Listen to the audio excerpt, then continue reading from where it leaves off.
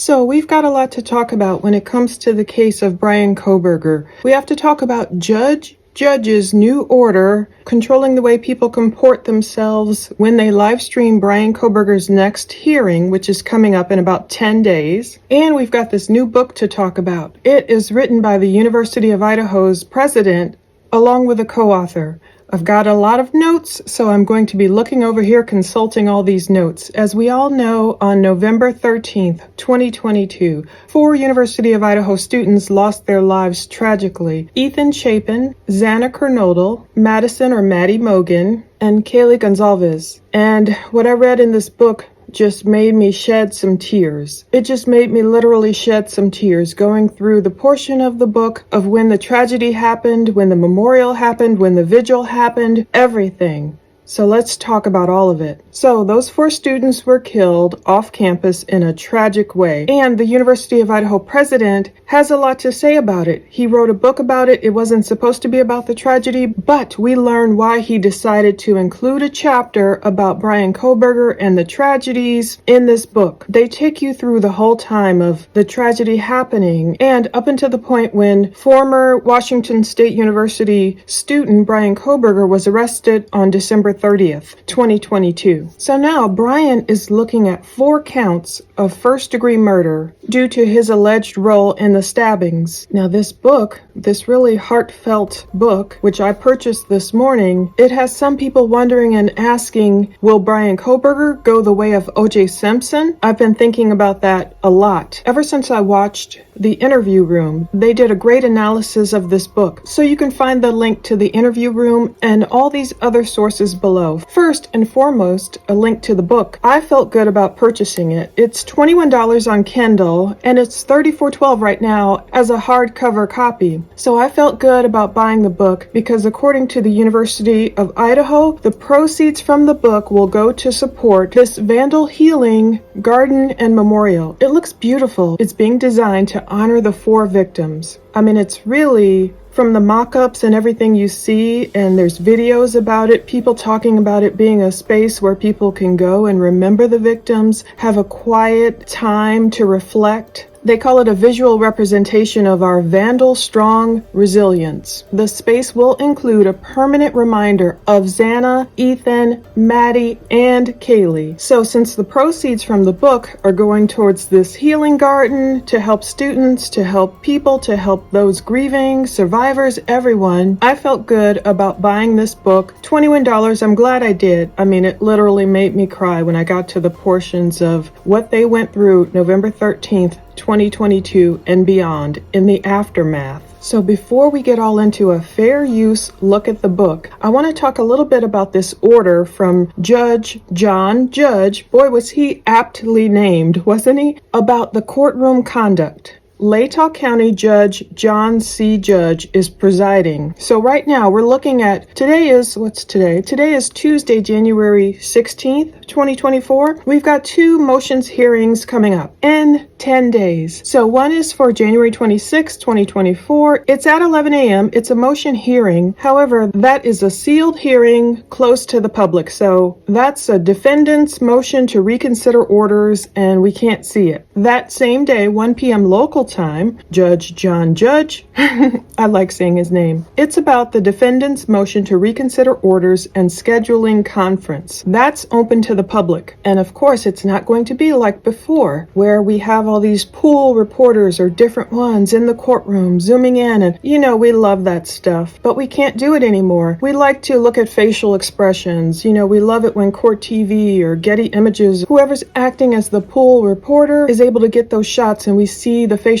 images and expressions and all that stuff, but no. According to this new order, it was filed January 5th, 2024. Amended order governing courthouse and courtroom conduct. So things are changing. Thank God they'll still have cameras in the courtroom, but it'll just be the court's camera. They talk about seating and all that other stuff. Cell phones are permitted inside the courthouse, but they have to be turned off and stowed out of view. They can't text, email, record, transmit audio images. They can't tweet. They can't post on Facebook, Instagram, YouTube, none of that. violation of the rule means you might get your cell phone confiscated. The main section I was wondering about is coverage. Okay, how do we play by the rules so we can all keep watching the YouTube stream of Bryan Kohberger in this hearing, in future hearings, when he goes to trial, whenever that'll be. Now, the coverage, it says, and I quote, "No video recording, still photography, or audio recording is permitted by members of the media or the public as ordered by the court in the November 17th order." So that confused some people because that's the headline you see. No one can stream from the courtroom. Well, media cannot. However, a live stream of the proceedings will be provided by the court and will be available in real time on the court's YouTube page, and they give us the URL of Judge's YouTube channel. This is the most important part. It'll kind of be like when we were watching Letitia Stauch's trial. I think probably a webcam somewhere, who knows, in the back. Hopefully it has good audio. Hopefully it won't accidentally one day pull back and show the jury like they did in Letitia's case. Anyway, it says the media and the public may capture and use the live stream video and audio footage, but are strictly prohibited from altering the footage in any way, including zooming in on the defendant. So we can capture it, we can use the live stream video and audio footage, but it says again, live broadcasting, transmitting, or streaming by the media and the public from the inside of the courtroom is prohibited. These prohibitions include during recesses in the court proceedings. So that's still a little confusing. We can capture and use the live stream video and audio footage, but we can't alter it in any way, including zooming in on Bryan. I get that part. Okay, so if someone's watching the YouTube live stream, if another YouTuber or Facebooker or TikToker or whomever is streaming that YouTube live stream, I don't know if that's allowed or not. That's one reason I'm glad I don't stream, because the way this is written, it's a little confusing. We know people from inside the courtroom can't live stream, but are people allowed to live stream the live stream of John Judge? People will do it anyway, so the main thing is we can't zoom in. Now, that's a big conundrum, because what if it's just some wide shot, like a wide establishing shot of the courtroom? And of course, you know, when people go live, we love to watch those who go live. It's like a community in the chat together. 9 times out of 10, you'll get people saying, zoom in, I want to see them, you know, zoom in over here, can you show me that? Or, you know, the person is moving themselves around the screen and let me zoom in, let me see what Bryan's doing. What is he saying? What is he talking to his lawyer about? What are his facial expressions like? John Judge is saying we cannot do that. We cannot zoom in on the defendant. And it's still not clear. I've linked to it below. You can read it yourself. It says live broadcasting, transmitting, or streaming by the media and the public from inside the courtroom is prohibited, including during recesses in the court proceedings. But it doesn't specifically state that it's okay to live stream the live stream. But at least we know we can capture the live stream video and audio. We just cannot alter it. We can't alter the footage, which is just different. It's weird. I get it. You can't alter it to make it seem like someone was in the courtroom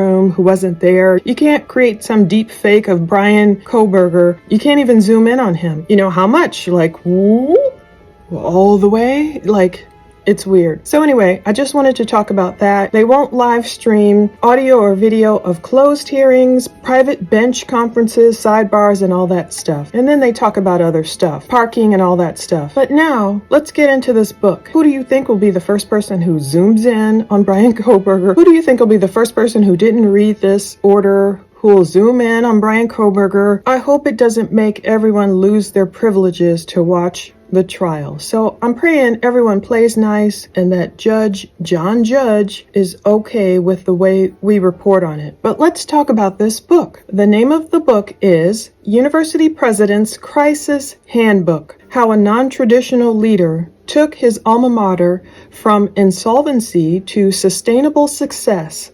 It's the first edition. So it's by President Scott Green. He has a very impressive resume. If you read everything in his About the Author section on Amazon, and his co-author is Temple Kenyon. She's also a fellow University of Idaho alumni. And so this book, again, I didn't know about it until I watched the interview room last night. They're talking about President Scott Green's approach to leading the school through all these major crises. Of course, the pandemic they touch on and all these things, but especially, of course, what happened November 13th 2022. So apparently the book was available Thursday, December 7th, nationwide, but I just found out about it now a few weeks later. So Scott and Temple, they both are fellow Vandals. They even did a book signing Thursday, December 7th at the Vandal store, apparently in Moscow, Idaho. And Scott Green has made comments about the book. I even learned a lot from the press. I'm learning here. Scott Green, actually, at one time, his dad owned that 1122 King Road house. Isn't that crazy? Talk about a small world. And I'm wondering and hoping, as we'll talk about at the end, that these little nuances, Easter eggs or coinkydinks, all this stuff doesn't play into a jury's mind and confuse them and make them liken Bryan Kohberger to an O.J. Simpson. There are similarities in the brutality of the crimes, both involving horrible, heinous stabbings, and I see why some people could liken it, and folks like my age, us who lived through the O.J. Simpson trial in the 90s, how shocked we were at that verdict, how we don't want to see it ever happen again. Just because Scott penned this book with Temple,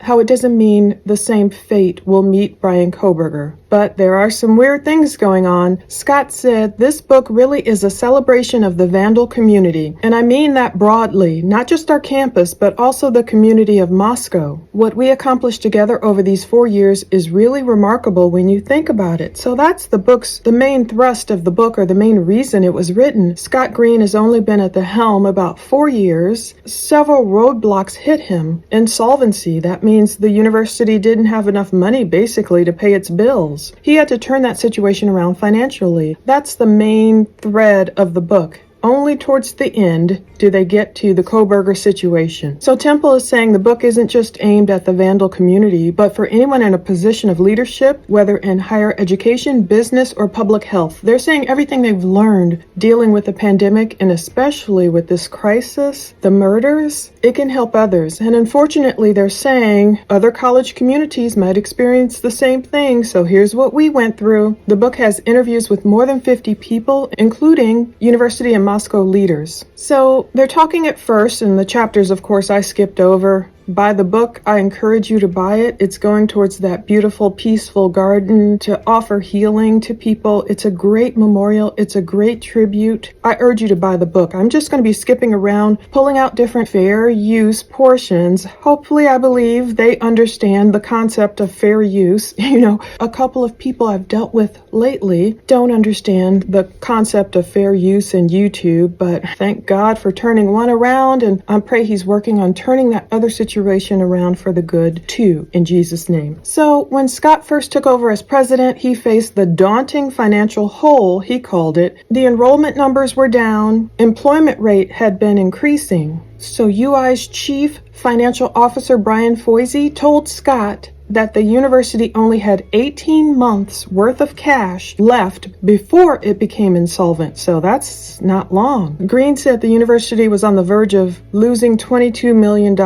So he set a campus-wide goal to save the university $14 million, and he praised employees for exceeding that goal. So they talk a little bit about that crisis they were in, and then the pandemic hit. And this is going to be weird, how the pandemic is going to cause certain students to protest and even go to his house, oh my goodness, and one of them eerily, ominously, to start dressing up as the Grim Reaper. Now this is back during the pandemic, but I thought, can you imagine a Grim Reaper on campus? These students laying down on the ground, playing dead, and just not a clarion call, but just really an ominous, foreboding, eerie sign that must have been of things to come just a couple of years later, without them knowing it. So Scott said, in terms of the pandemic, you have to put your health and safety first. You have to make a call whether or not to keep your campus safe. So that's why he wrote a chapter called The Grim Reaper. And that was discussing where people were saying these students, a small but vocal group, he said, were accusing him of putting profits over safety of student lives when they decided to stay open safely. They didn't shut everything down, I guess, for a long period of time. And one of those protests took place in front of the president's house, including the student dressed as the Grim Reaper. So that's where, when you buy the book and you see chapter 36, the Grim Reaper, you start thinking, oh, this must be the chapter about about the 4 students who lost their lives, but no, he's talking about the pandemic. He said there were still strong detractors to Scott moving the campus to its open safely status. We knew we were as prepared as possible with our meticulous planning and execution. The criticism seemed massive, but it was a small minority of very loud people using every tool they had to pressure us not to open. During orientation events before the first day of class, a few students accused the university of putting profits over lives. They conducted a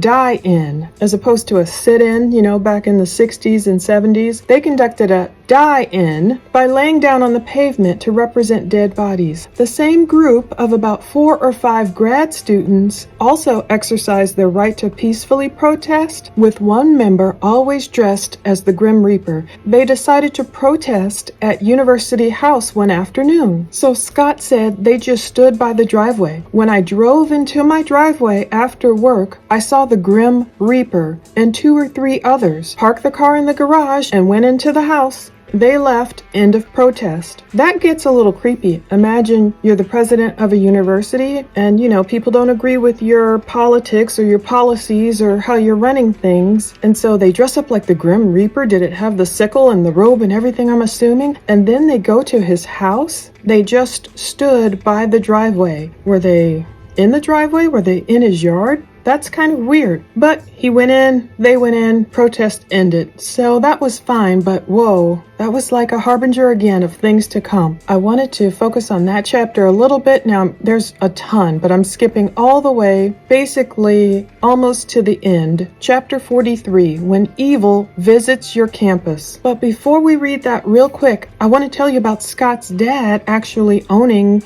that 1122 King Road house, and the reasons why he wrote the book. He said that Grim Reaper incident, reliving that was very stressful, just thinking back through all those decisions we had to make because the stakes were so high. We're just very proud of what we accomplished, and we realized that others can learn from that and utilize our experience. They were done with this book. They didn't plan on writing this book at all about the murders because they hadn't happened. He said, Temple said the book was meant to be about only UI's response to the pandemic and budgetary issues, but then another crisis emerged. That's when the murders happened. We were finished with the manuscript and pitched it, she said, and then the capital crimes happened. So that's where we talk about this aftermath, the events, what everyone was doing when evil visits your campus. Temple said it was a tough decision to address the murders in the book. They felt it was important because this kind of crisis is becoming more common on school campuses. God, I hope not. I know there are plenty of school shootings, unfortunately. This one's a little bit different in that it's a stabbing, but still, unfortunately, other college campuses can learn from how to deal with the tragedy. As Scott worked through these challenges, he was motivated by his history with Moscow and UI. He grew up in Moscow. He received his undergraduate degree at University of Idaho, and he's a third-generation Vandal. I just care deeply about this place, and it does show as you read through it what we're going to read through. Let's talk a little bit about Scott Green's family owning that 1122 King Road house. Now, he never lived there, but this is per the Idaho Statesman. Scott's family once owned that Moscow property where the 4 victims were killed. Decades ago, Scott Green's family owned the property. This is property that has since been demolished. This is something I hope, again, the defense doesn't glom onto and look for an excuse as to, oh, that's why it was demolished and his family once owned it, and what is he trying to hide, and why didn't Scott heed the desires of the families, at least a couple of families, 2 or 3 of the victims' families who wanted the house to just stay there, at least until after the trial, at least until giving the jury, if they wanted it, an option to literally walk through the home. Now, I know they've created models, they've created 3D renderings, they've created all this stuff, and the home, I guess it had been stripped from the inside anyway or something. Of course, it didn't have the same furniture and decorations and accoutrements and everything as when the students lived there. So people were saying, well, you couldn't hear it anyway. The sound wouldn't echo the same way anyway. If the jurors wanted to go upstairs and go up to the bedroom and tussle around and see what you could hear downstairs for their own knowledge, it would sound differently anyway. True, but in my personal opinion, I wish they had been given the option. Like someone said, it's better to not need it and still have the house there than need it and not have the house there. Even if it's because the jury would want to walk in that back parking lot and just see, even as it got darker at night, or imagine what the view might have been. Anyway, Jody Walker, a spokesperson for the university, told the Idaho Statesman by email that Scott's father owned and sold several properties in Moscow in the late 1960s and early 70s, including the King Road parcel. So Walker said it was sold 50 years ago in 1973. President Green has no memory of the house and did not grow up there. So it's weird when that news broke. The news about Scott's family's connection to that house came just one day after the 6-bedroom rental home was torn down. Isn't that weird? Despite pushback from at least 2 of the victims' families. That's what the Idaho Statesman reports. Now, according to a statement from the Kernodle family and the Gonzalez family, quote, "We all along have just wanted the King Road home to not be demolished until after the trial, and for us to have a trial date so that we can look forward to justice being served." Is that really too much to ask? I don't think it's too much to ask. But Scott Green had previously said in a news release, it is the grim reminder, there's that word again, grim, like Grim Reaper. It is the grim reminder of the heinous act that took place there. While we appreciate the emotional connection some family members of the victims may have to this house, it is time for its removal and to allow the collective healing of our community to continue. Well, the healing garden should help, giving the students a place to go and reflect and look at the victims' photos and remember the good times with them. Smile, laugh, and cry, sit there, journal, whatever, do whatever, and just reflect. And I know that house was a grim reminder, but I wish they could have just kept it up until the trial was over. Scott did have an interview with the Statesman back then. He acknowledged the family's concerns, but said the university has been in communication with the prosecution and defense to make sure demolishing the home wouldn't affect the criminal case. So Scott said, "We didn't, of course, want to do anything that would endanger the court case, so we made sure we were very careful so the mood of our community and the essential healing that has to happen here together with doing no more harm to the case, this just made sense to us at this time." So I hope it's true. Now let's dig into this When Evil Hits Your Campus chapter. And of course, I'm not reading the whole thing. Again, I'm skipping through, going through the highlights. Please purchase the book yourself if you want to know more. Read the whole thing. When Evil Visits Your Campus opens with a quote by Brenda Helbling, and it says, "It was one of the most powerful moments I've witnessed. It was like a warm hug for the families." They're going to talk a little bit more in here about a hug, a warm hug. So Scott did put a note at the beginning of this chapter. He debated with himself and with others in his administration how to deal with the horrendous crisis that hit the University of Idaho, Moscow, and the surrounding areas, the Vandal family, November 13th, 2022. He said it certainly was something no one saw coming. After many careful and thoughtful discussions, I knew it fell to me to share the university's response to one of the darkest events in the institution's history. I also knew including a chapter in this book would be difficult. The situation was recent and still felt raw. It will for a long time, but this book is about telling the UofI story and how to deal with situations, good, bad, or otherwise. Temple and I included this chapter to speak to the greater good of helping others manage through a similar situation with the hope no one ever has to refer to this part of the university's history, this part of the university's story, basically. They've outlined a lot of critical lessons they've learned, and they want to remain empathetic to the victims' families. And they are dedicating this chapter to Xana, Ethan, Maddie, and Kaylee. Scott wrote, "There is not a day that goes by that I don't think about those 4 incredible vandals." So he starts off, and I'm just going to pick out little pieces. It was the Sunday, November 13th. It started like any other Sunday. Temple must be writing this part because she said it started like any other Sunday, a day of rest for Scott. Weather-wise, it was a strange weekend with the temperatures fluctuating widely on the Palouse for that time of year. Scott had settled in at University House with a game of football on TV and thoughts of the upcoming fall recess and Thanksgiving only a week away, but as he watched the competition unfold on the screen before him, something just felt off. Not with the game, but in general. He wasn't sure what it was, but something was nagging at him. Lee Espy's day started as a relaxing Sunday at home across town.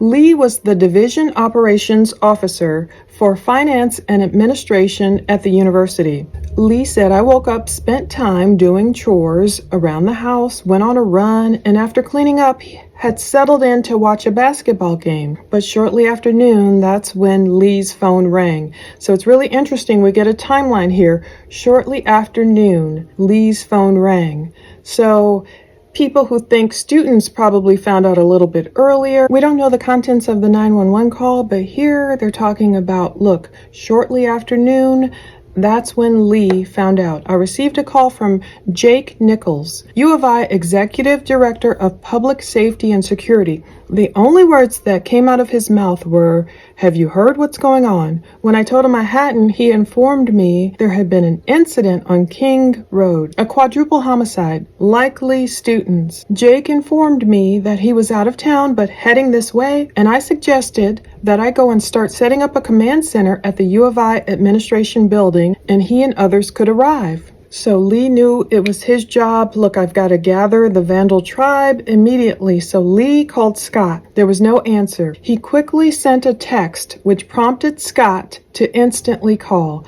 A phone call they say all presidents fear. That fateful Sunday just before 1 p.m., Scott learned of the tragic and brutal murders of 4 people in Moscow at a home on King Road near UofI campus. So Lee said the call was short. I let him know the plan to set up the command post, and he agreed to head to the administration building. Vice Provost of Student Affairs and Dean of Students, Blaine Eccles, was preparing to go to Costco with his wife. You know, it's a Sunday, people are doing normal stuff, but just before noon, now this says just before noon, so it sounds like Blaine may have been one of the first officials to find out. Just before noon, he received an alert on his phone about an unconscious individual at a residence on King Road. That checks out with what we see in the Moscow PD alerts. You know, we see in those incident reports. At first, you just thought it was an unconscious person. We still don't know who that person was. Blaine said, my protocol for stuff like this is that I don't do anything proactive because police or security is responding. They know to call me when and if it's an emergency.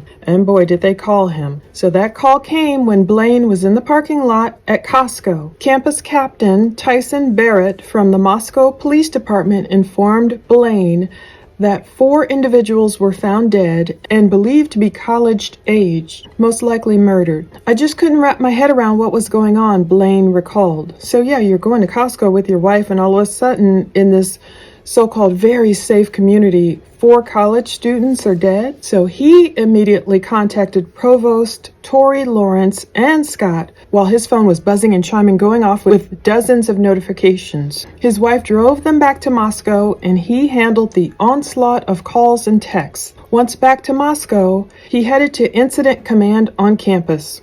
So the news about the victims went viral in a matter of minutes. They talk about social media blowing up, news and speculation sowed fear into the community, and despite the emotional toll, thrust the university into high gear to be at the top of its game. Lee contacted UofI's safety and security team, Jody Walker, the co-chief marketing officer. I also called and texted the leadership team. So they're all mobilizing. They're talking about getting all the right decision makers together. Thankfully, they weren't starting at ground zero. They had an emergency response framework and all that. They talk about the Vandal alerts sent out. I found it interesting, the one Vandal alert, the very first one that I found on Twitter, that they did not include in this book. So they talk about the group quickly crafted and sent a vandal alert to the campus informing that MPD was conducting a homicide investigation and instructing employees and students to stay away from the King Road area and shelter in place. While they quote verbatim the other vandal alerts, I found it interesting they did not quote verbatim that alert. I still found it on Twitter. This was tweeted November 13th, 5:07 p.m. So I'm assuming that would have been, I guess, 2:07 p.m. their time. It says, quote, vandal alert. Moscow PD is investigating a homicide. It just said a homicide on King Road near campus. Suspect is not known at this time. Stay away from the area and shelter in place. I always had a problem with the way that was written. By then, at that time, whether it was 2:07 p.m. or later, they definitely knew there were 4 people dead in that 1122 King Road house. But they wrote, Moscow PD is investigating a homicide. That's singular, a homicide. And I never know why they wrote that. But they don't quote it in the book, while they will quote the other vandal alerts. But Lee said at this point, we had no idea if there was an ongoing threat or if this was an isolated incident. I remember pivoting between the Office of Public Safety and Security team and the EPG team sharing information. Once President Green and Provost Lawrence made it to the command center, President Green asked me what I knew. I remember the hair standing up on the back of my neck, looking into his eyes and telling him that 4 people were dead, presumably students. He let out a sound of disbelief, pain, and sorrow all at the same time, and rubbed his eyes and then immediately began to look weary with the painful thought that 4 young lives had been cut short. Scott Green said, even though there was not much info, the mood was somber. We knew the victims were likely students. The team's immediate concern was for the safety of the students and employees sheltering in place. No one knew if there was still an active threat. At a minimum, the team knew there were UofI employees and students sheltering on campus at the University Library, the Pittman Center, the Hartung Theater, and the College of Law. I'm certain everyone was scared and wanted to go home. So they did have to coordinate at this point, getting the friends away from the King Road residence. It says MPD Captain Barrett reached out to Blaine to help coordinate getting the friends at the King Road residence away from the crime scene. So Blaine contacted the Dean of Students. I'm not going into all of it. They did say Blaine contacted the Director of Fraternity and Sorority Life, Nick O'Neill, to be prepared when MPD released the names of the victims. That's because Blaine said, we had a strong suspicion Greek students were involved because of reports we'd heard, but our protocol is whenever a student dies, we help track down contact info and give that to the police. We don't reach out directly to families initially. We give the police as much info as we can in a legal sense so they can do their jobs of notifying the families. Makes sense to me. So the details were few, but they're saying at that point, MPD informed campus safety and security. Later that afternoon, the attack appeared to be targeted from what they observed, and I guess they were right. It seems like, from what we know, Kohberger targeted that house. They didn't believe there was an active threat, but the community should remain vigilant. So they sent out another alert. Now this one, they quoted, investigation continues, suspect unknown. MPD does not believe there is an active threat. Shelter in place lifted. Remain vigilant. If you have info, contact Moscow police. So they did quote that one exactly. So basically, at least it gave the people sheltering in place the green light to get out of there, go home if they wanted. So they got advice to double their security numbers and patrols on campus. They reached out to third-party security partners. They wanted more visibility, more vehicles, additional bodies there. The internal team worked together. They hired more guards. They set aside discussions of budgets and financial implications at that point, and they empowered the security team to move and build the right structure to keep the students, staff, and faculty safe. The teams collaborated with MPD to determine the identity of the students, and that's when they found out it was Ethan Chapin, a freshman from Mount Vernon, Washington, a member of the Sigma Chi fraternity. He majored in recreation, sport, tourism, management in the College College of Education, Health, and Human Sciences. Also, Kaylee Gonzalez. She was a senior from Rathdrum, Idaho, majoring in General Studies in the College of Letters, Arts, and Social Sciences, and a member of Alpha Phi sorority. There was Xana Kernodle. She was a junior from Post Falls, Idaho, majoring in marketing in the College of Business and Economics, and a member of the Pi Beta Phi sorority. And then there was Maddie Mogan, a senior from Coeur d'Alene, Idaho. She was majoring in marketing in the College of Business and Economics and also a member of the Phi Beta Phi sorority. So they talk about how great these students were, how they kept up with their classwork, and the EPG members were left with the task of compiling student bios, campus ID photos, letting everyone know they had contacted the family. Once the police department assured that they had contacted the families of the victims to let them know. The reality printed on paper caused the full realization of the crime and its impact on the university to hit the team. Lee said, "Seeing President Green grapple with his first knowledge of the extent of this terrible crime was when I first pulled out of the initial state of shock and felt the normal feelings that I think most people go through when confronted by something this tragic so close to home."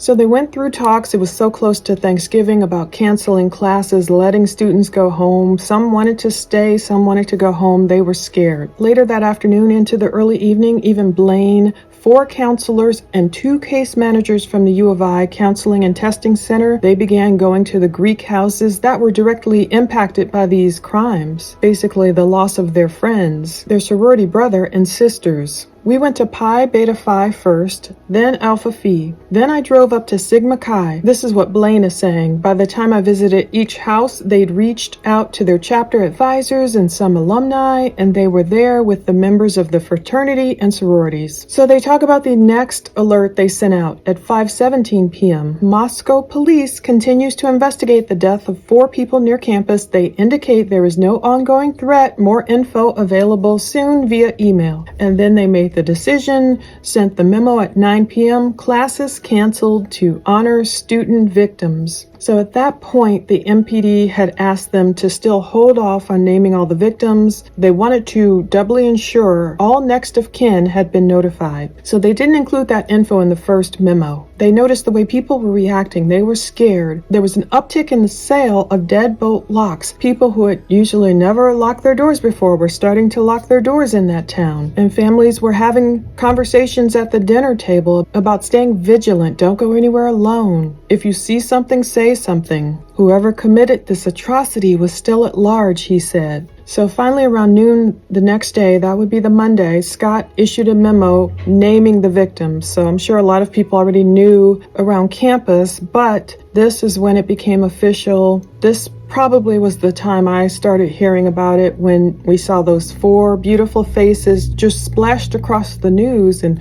wondering, what the heck was it? We didn't know what it was. And they provided counseling and everything. Blaine said, "We were getting a massive amount of calls and emails from parents saying we should cancel classes and they were going to bring their daughter or son home. Students were scared. They were asking, can I go home? And what about my classes?" And he said, "I just kept saying, you do what you need to do. We'll help and support you in whatever way you need to figure this out. There's no rule book for how to navigate through this. I'm nothing but proud of how our institution responded during such a horrific time frame." Blaine also said, "I didn't want anyone to learn about a significant death in their life through an email." So that's why he was sending counselors to classrooms when classes resumed the next day. Now here's where they start talking about the media. Moscow suddenly became known internationally as media from all over the world converged on a small town, which was unprepared for the ways and tactics of big city reporters, most ethical, some not. The teams worked to get MPD information needed to conduct the investigation. So some people have a problem with the university working so closely with MPD to give them info to conduct the investigation. They prepared talking points for press conferences and responded to media requests for info and interviews with university personnel in limited cases. Some people don't really like that. Maybe they wanted the police department to work more independently. I think it had to be pretty intertwined though. Scott admitted, basically, frankly, the town was ill-prepared for a crime of this magnitude. Moscow had always been deemed a safe community, and the UofI campus year after year appeared on lists as one of the safest campuses in the country. After the incident, the town was ripe for a clash of cultures. You can see this happening. The street shooting, trusting Westerners, and the big city take no prisoners national press. Combine that with internet sleuths who began investigating and calling out their own suspects, and we had a media circus unfolding. Indeed, like that guy from, the Corner Club that Maddie and Kaylee visited, hours before the crime. That guy, that Corner Club owner, he just seemed to be lashing out at the press and, not wanting people there. Go home, it seemed like his message was. And I'm sure, of course, they didn't want people just calling out these random suspects. It must have been Hoodie Guy, or it must have been one of the ex-boyfriends or boyfriends or whomever. That's why we learn our lesson as YouTubers. We've got to really dial it back and wait. Just wait and see what evidence unfolds, instead of just always trying to jump on here first and say, that person is so weird. Of course we can express ourselves, but I do know some people take it too far. It's just like, he must have done it. That's it. That's him. And they talk about the students going into hiding, the ones who were, pegged as the murderer. So Lee said Scott expressed empathy in public and in private. He expressed empathy for the students and those who served alongside him during this incident. He also expressed appreciation. At every turn, he thanked me, talked about how we all needed to find ways to take care of ourselves, and voiced confidence in our team. So there used to be an us versus them rivalry, I guess, between University of Idaho and Boise State University, but Boise State held a candlelight vigil on November 17th to honor the students, and that's when it became we're together, the students, that rivalry closed up. So that's when Blaine and his team, Blaine is the dean of students, he began planning a candlelight vigil on the University of Idaho's campus. Some of the students were leaving at that point. It was estimated that about 25% or 1/4 of the students had left based on the parking numbers. So they were out of there. I don't blame them, due to fear, and it's Thanksgiving break time anyway. So they decided, let's hold the vigil later when most of the student population returns from the holiday. This is the part that was making me cry. Blaine was saying, initially I wanted to hold the vigil outside. I wanted to create a space because this was going to be impactful for the entire community. They wanted it outside so they could have candles and everything, but the right call to make was to bring it inside because of the weather and safety. MPD felt more comfortable with them moving it inside because they don't have anyone in custody. They don't want these students standing out there in the dark. They talk about the governor being so supportive, immediately pledging $1 million to accommodate our response to the crime and giving the green light to Idaho State Police to provide help. Oh, they talk a little bit about the Idaho State officers. It's not widely known, but I did see this viral video they're talking about. It's not widely known that ISP was a visible and significant presence. It was a force of volunteers. They weren't assigned, but officers from the state responded to Moscow, provided security and comfort to our town and campus. We put them up in vacant dorm rooms and provided meal cards. They became a part of our community and were great with the students. There's a viral video of 2 officers who joined students sledding down a hill after a snowfall, to the delight of the students. That simple act of humanity demonstrated that we were all in this together. Their visibility brought solace and a sense of security to Moscow. They truly were our heroes those first few weeks in the wake of the crime. So yeah, I did see that viral video. That was really cool. It was like a sense of normalcy, I'm sure, and you can still play in the wake of such a horrible, evil visiting campus. Now they start talking about the press conference on Wednesday, November 16th. That's when MPD held the first of many press conferences, and Scott's going to talk about when he got choked up, and I remember that. It was live streamed through the university's YouTube channel. When it came time for Scott to present, he started with condolences, and then raw emotion overcame him. He said, I had been in reaction mode since I found out about the crimes, never taking the time or pausing to process the impact the loss of these students had on me personally. He started by reading about the crime and the loss of these young lives being beyond comprehension. Then as soon as he started the second paragraph, reading first my deepest condolences to the families, he was just overcome. He said, I had to stop, compose myself, and try to get through the rest of the speech. As a father of 2 recent college graduates, all I could think about was the pain these families were enduring. I am not proud that I lost my composure, but the upside was that our students and their parents knew without a doubt that I cared deeply about them and their welfare. So I remember that moment. He showed his humanity. It wasn't weakness, and he shouldn't be worried about not being proud of that moment. So he said the next 2 days were tough for me. Once the dam broke, it took time for all the emotional water to flow out. I knew I had to be strong for my team, so I managed it, but it was not easy. Blaine said that Scott's vulnerability resonated with so many people. That was a powerful statement he made by being in that space like that. I told him, thank you for expressing emotions that everybody's feeling. So there was another memo. It was a tough week. And this is when they start talking about the response of tabloids and everything. Scott said the incident would continue to challenge the administration as the story spread to international tabloids and cyber sleuths began identifying innocent people as suspects. Law enforcement took a few punches as people wanting more information blamed them for not communicating details on the investigation. But then Blaine said, I'm glad they kept the investigation details to themselves. That's how you get a conviction. I hope, in light of it all, that they end up with a conviction. From his mouth to God's ear in Jesus' name. Now, it does say that MPD and the University of Idaho held daily briefings with each other, even if they weren't,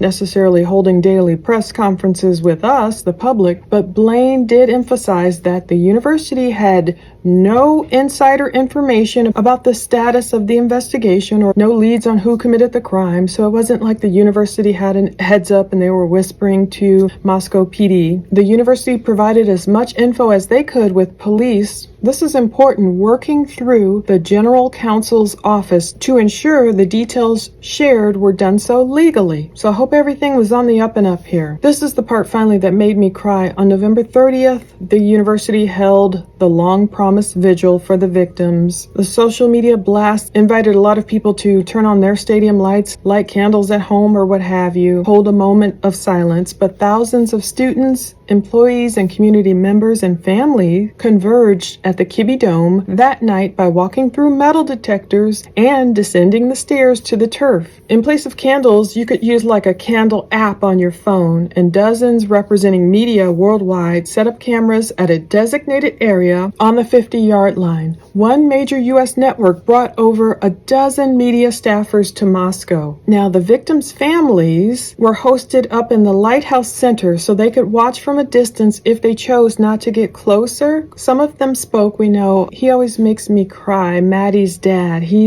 something about the way he speaks from the heart really makes me cry. So some of the family members spoke, but mostly they stayed in their perch above the Vandal family standing crowd side by side on one end of the dome to the 50-yard line where the press was set up. And the vigil lasted an hour. There was music, there were prayers, there were everything. There was not a dry eye in the house. It was very powerful. So Blaine had invited Lutheran campus minister Carla Newman Smiley to join him on stage and lead a moment of silence for each student. He then asked everyone to light up their electronic candles or phone flashlights as the house lights extinguished. Thousands of points of light began to illuminate the darkness. Blaine said, in the moment I knew the families had to see what I was seeing. I stood on stage with the sea of lights. It was like diamonds. It was just beautiful. He spontaneously said, I would love for you all to turn your lights up to the right so the families in the Lighthouse Suite can see it. So the massive group of several thousand mourners turned in unison, giving the families of Xana, Ethan, Maddie, and Kaylee a glowing representation of vandals, standing in unison, hurting but filled with support and love for the 4 lost souls, showing they are and will continue to be the light in the family's darkness. The collective gasp in the suite said it all. That's the part that made me cry. Brenda Helbling, chief of staff for the president, said it was one of the most powerful moments I've witnessed. It was like a warm hug for the families. It was a beautiful moment that encapsulated the outpouring of support. So that's why they opened this chapter with that quote from her, like a warm hug. The families don't necessarily, I don't know if families want to be inundated with people rushing after them and giving them literal hugs or crying on them and all that. But at that moment, they were able to turn the light up and just show the families, look, we're here, we care, we're so sorry that this happened. Then Blaine read each name accompanied by the toll of a bell. We wanted to give a profound moment that recognized each student because we have 4 individuals who lost their lives. We gave them each a moment for everyone to reflect. And so they talk about the prayer, the ceremony, incredible outpouring of love, turn the lights on tributes, interviews. Now, Blaine said it was crazy. For the most part, the professional media did a fine job. We notified students they were going to see media on campus. We received some complaints from students. I had the hard job of explaining that because of freedom of speech, they are allowed to be on campus, but they didn't have to talk to them. I tried to remind them that if they did participate in talking to media, to keep in mind that what they say gets back to the families and to be respectful to them and to the lives lost. So now he's talking about in coming weeks, social media chat board experts wrongly accused several students and employees of the crimes. The impact was devastating. Yeah, we know that's still going through the courts now, where Professor Rebecca Schofield is fighting against that TikToker in court who blamed her and is still blaming her for the murders. And we know there's a lot of people who were wrongly blamed. I didn't see anyone blame Bryan Kohberger or know that name until he was arrested. But Blaine said there was overwhelming scrutiny, hate mail, and harassment, forcing those students into hiding. That's bad. MPD publicly cleared those wrongly accused, but that meant little to those who continued to believe they knew better than the investigators. They're going to talk about the Globe coming up here too. It's so interesting. But he said those folks with TikTok or the cyber sleuths were much more invasive, operating without ethics and doing it for the likes on their channel or social. They were much more disrespectful, especially to the students living on King Road. They're the ones who received the brunt of it. They say the Globe published a headline that the 4 students were the victims of a Manson-like cult. We learned of the story through a few alums and a relative of the Chapin family who saw the cover with photos of the victims on the magazine shelves in Boise. Chandra reached out to a top executive at the national grocery chain Albertsons, who then had the publication voluntarily removed from their regional stores. So I had to, of course, look that up. I found that too. And the Globe, the title is Idaho Bloodbath Tied to New Manson Cult. Like, where did they get that from? Co-ed killings mimic 1969 murders by Charles's evil family. And the one thing, they're calling it an exclusive, as if they had some insider knowledge. The Globe wrote, in a bombshell exclusive, investigators reveal the gory November 13th deaths were inspired by the Manson gang's 2-night kill spree. So they're saying law enforcement insiders believe the co-ed murders in Moscow, Idaho were part of a bloody ritual by a new helter-skelter cult devoted to sowing fear and chaos in America. So they're trying to say they got that from law enforcement insiders. That's what the Globe writer said. Is that true? Was that a working theory at any point? I don't think Bryan Kohberger, if he's the true culprit, I don't think he's a part of any cult that I know of. But where did they get that from? Was that wild speculation, or did they really get it from a police insider? They're talking about for weeks there was this incalculable fear in Moscow. In the surrounding communities, there was a killer on the loose. And then there was this media frenzy to contend with the university. Everyone ached for more details, more evidence. MPD released little information, but when they asked people to be on the lookout, they said for a 2011 through 2016 white Hyundai Elantra. I really think, I didn't verify, but I feel like they didn't ask us for up to 2016 initially. But hope surged they would name a suspect soon. And it says, thankfully, in the early morning hours of December 30th, 47 days after the murders, law enforcement informed Kent Nelson, UofI acting general counsel, that they had made an arrest. All Kent knew at that point was that they conducted the arrest outside of Idaho. We would all learn later that morning that the arrest was in Pennsylvania, Scott Green said. Lee recalled, I was in the Minneapolis-St. Paul airport, traveling back from a holiday visit to my parents' house when I received a text message from Jody asking if I would organize a meeting for 10 a.m. that day. I texted her back, Lee said, sure,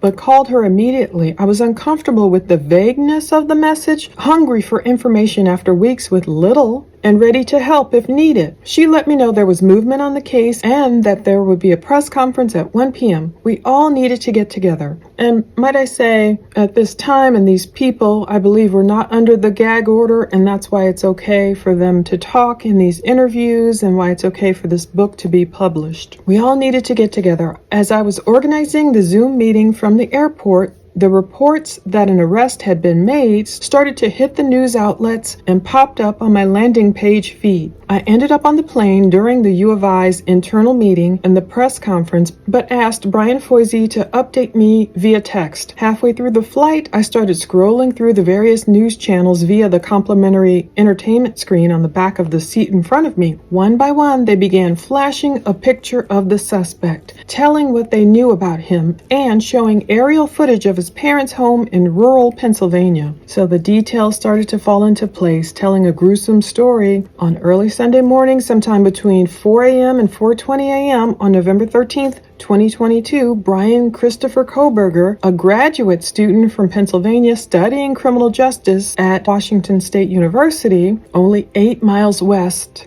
across the border from the University of Idaho, allegedly slipped into the house on King Road adjacent to the UofI campus and brutally stabbed the victims to death. Scott Green says it was not a crime of passion, a fight with another student, or the work of a cult, as many amateur internet sleuths posited. The attack appeared to be premeditated, and the perpetrator had allegedly prepared to execute his plan, relying on his criminal justice education to avoid detection. He was not a known friend or close to any of the victims, which made identifying and arresting him more difficult and time-consuming. So he talks about Bryan driving across the country with his dad from Pullman, Washington towards Pennsylvania during December holiday break, but law enforcement had already zeroed in on Bryan based on surveillance videos, cell phone record pings, and other evidence. After tracking Bryan to his family's home in Albrightsville, Pennsylvania, and confirming DNA evidence, at 3 a.m. on December 30th, Pennsylvania law enforcement entered the Kohberger home, made the arrest, and took possession of the white Hyundai Elantra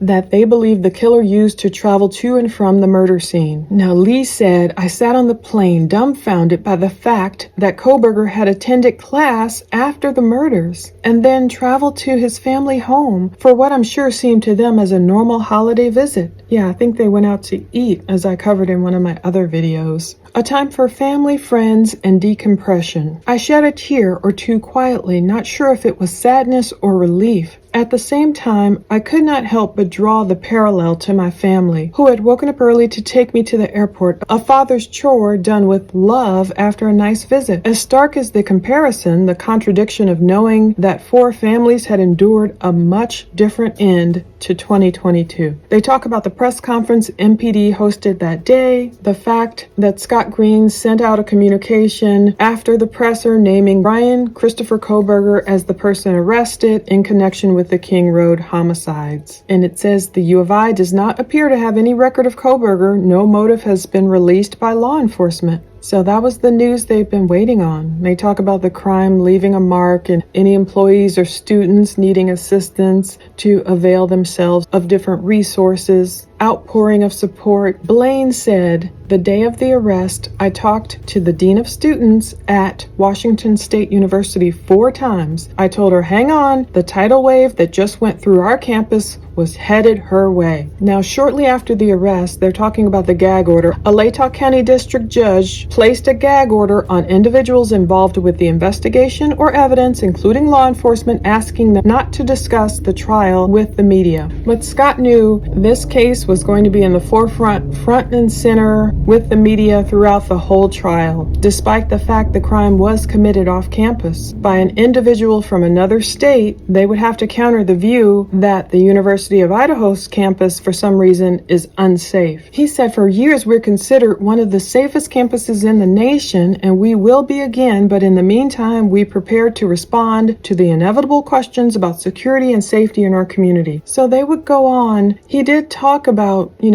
looking at metrics. How well did the university handle this crisis? The metric would be spring enrollment. January 27th, 2023, the university reported that spring enrollment at the University of Idaho was up. Undergraduate enrollment increased by 3.5% to 6,505 students over spring 2022. And then they talk about the decline. So they were doing a metric of prior to the crime and I guess after, and he gets all into that. And you can get all into that in the book. When you read it, there's a lot of metrics, there's a lot of numbers, there's a lot of knowledge in here. But I just wanted to touch on some of the portions about the crime and how it affected the campus. But they're saying in 2023, fall acceptances also saw an increase. The early verdict was that UofI cared about its students and they wanted to complete their education at the UofI. And I'm sure, thank God for Bryan Kohberger's quick arrest. And I'm sure that set plenty of students and parents' minds at ease on allowing their kids to come back to campus, finish it out,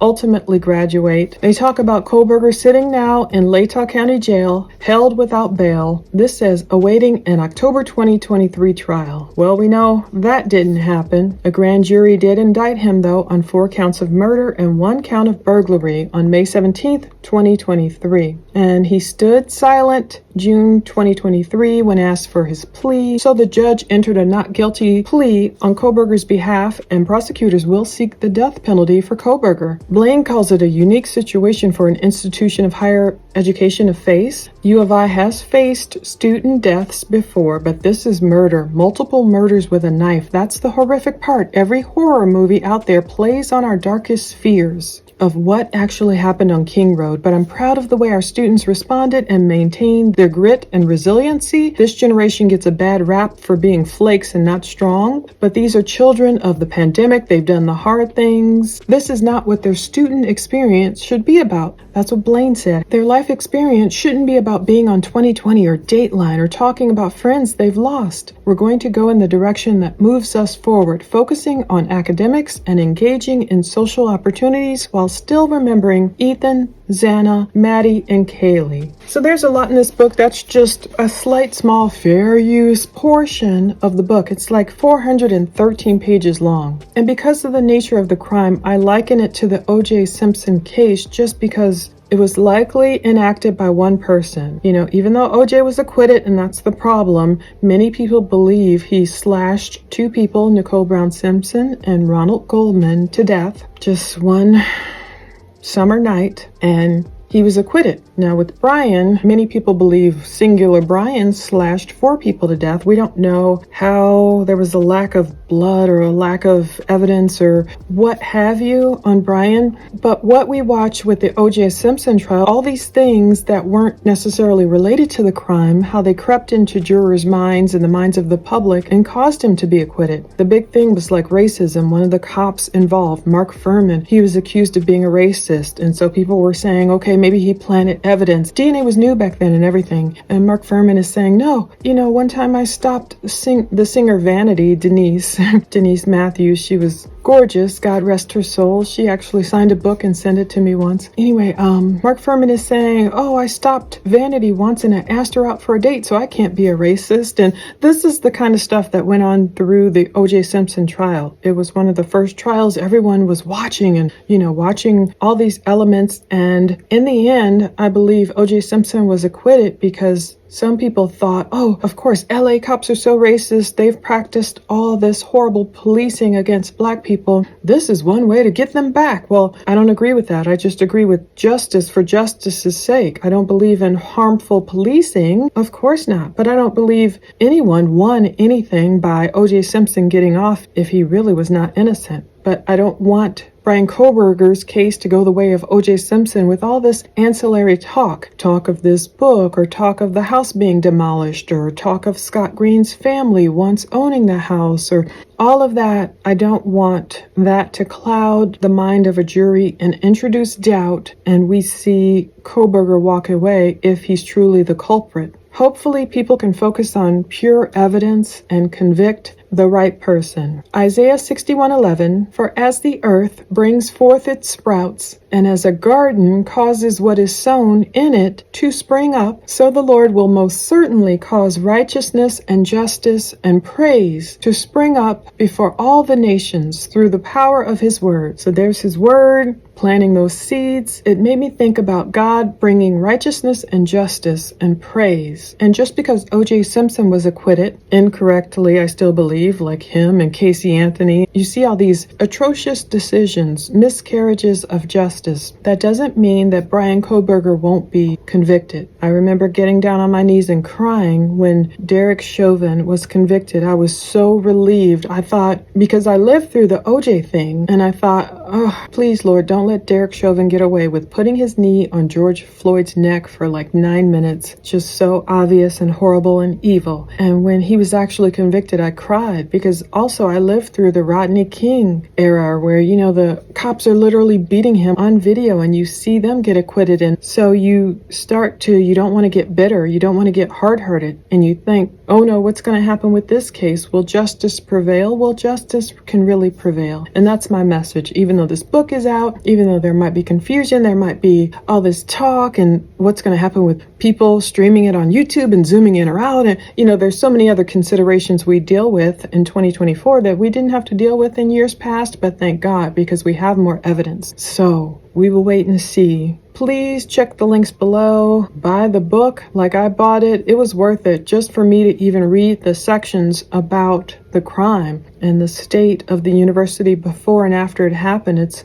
well written. It's great. It has photos in there of some instances. And you know, what can I say? Godspeed. Godspeed to all of them. That was it. That was my fair use look at the book. Please purchase it because you know the proceeds are going towards this garden. And it's weird. It looks like they've raised a lot, but it was confusing me. If you check the link below about the memorial garden and the funding, the Vandal Healing Garden and Memorial, it says it's raised $54,274 from 140 gifts, but it also says it's raised $819,662 raised from 1,819 gifts. So I'm not sure if a portion is going somewhere else, but I do feel good. You know, I always pray, I give, and I pray it goes towards where it's intended when I give to outreach or whatever. I want it to get to people who really help. I understand sometimes parts of it has to go towards the administrative cost. I don't know what's going towards what, but looking at how this Vandal Healing Garden and Memorial, how it's being carefully designed and, you know, architecture students and all these people are working on it in the intention of honoring the victims, I feel good about buying this book so that it can go towards that. So it's like something good coming out of something so horrible. So thank you for watching all this, and check the links below and stay tuned for this update to this case and many other cases. Take care.